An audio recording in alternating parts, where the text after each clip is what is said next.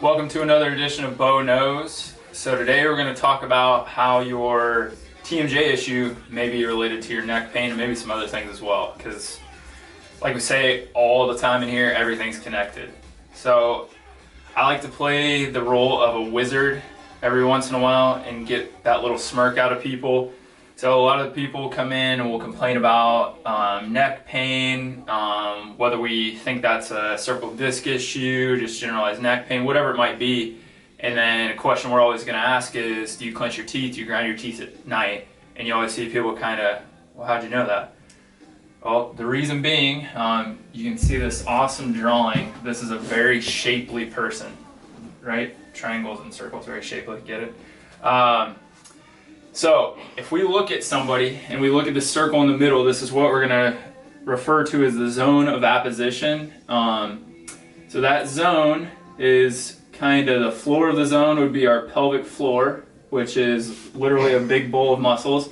The roof of the floor would technically be the thoracic diaphragm.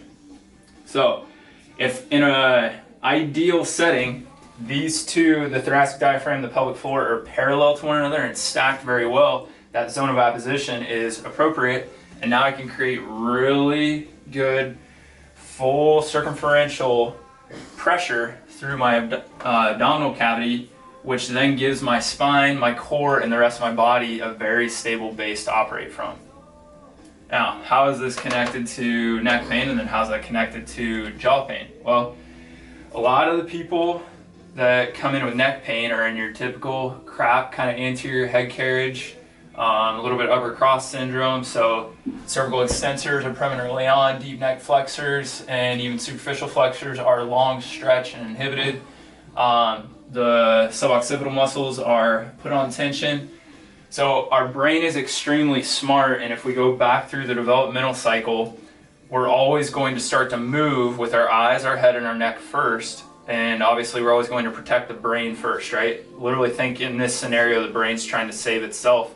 So it's going to make sure that the neck and the head is very stable regardless of any of the crappy scenario that exists below it. So a good way to do that is to start locking your jaw down. So I used to get slapped by my sister when I sleep at night because I grind my teeth so bad.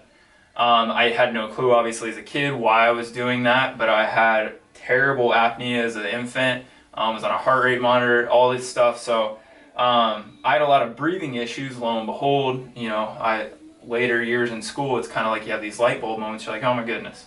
So when we see somebody with cervical pain, that means that they may have destabilization, especially in the deep stabilizing system of their neck, probably not very good breathers, probably the secondary respirator, doing this 25,000 times a day, working all these muscles even more that are already in a kind of poor scenario, and then all of a sudden we start locking down. And then we start getting TMJ dysfunction, so now it's like we've got all of these things, and is it chicken or egg? Do I have a neck issue? Do I have a TMJ issue? Which caused which? We don't really care which caused which.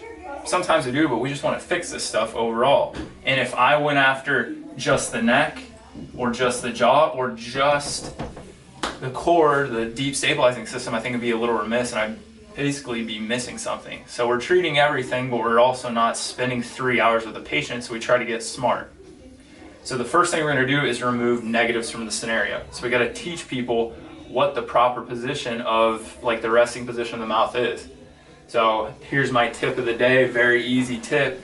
The resting position of the mouth and the jaw is lips together, teeth slightly agape, tongue is resting on that kind of intersection of where your teeth and the roof of your mouth meet. So right there, and it's not pressed against it, it's just resting.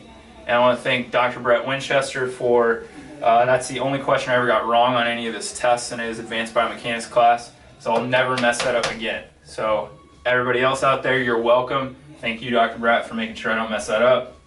But the more we can kind of self-regulate and check to see throughout the day, am I clenching, and shut it off, come back to resting position, that's just a cue that over time hopefully becomes a subconscious thing. Now, the other big part of this, if we're not going to be able to self-treat ourselves, is pay attention to where we're breathing from. So at the same time we're checking the resting position of the jaw and the mouth, we need to make sure that we're checking back in and seeing, Are we taking these shallow apical breaths, or are we actually getting some deep diaphragmatic respiration, which allows all these muscles to shut off? But as we said, it creates a really stable base right in the middle, which is just setting a nice kind of foundation for the rest of the body to operate. So again, these Beau knows episodes supposed to highlight something that maybe we weren't quite aware of.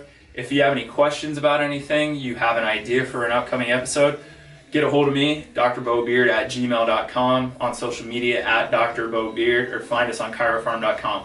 See you next time, guys.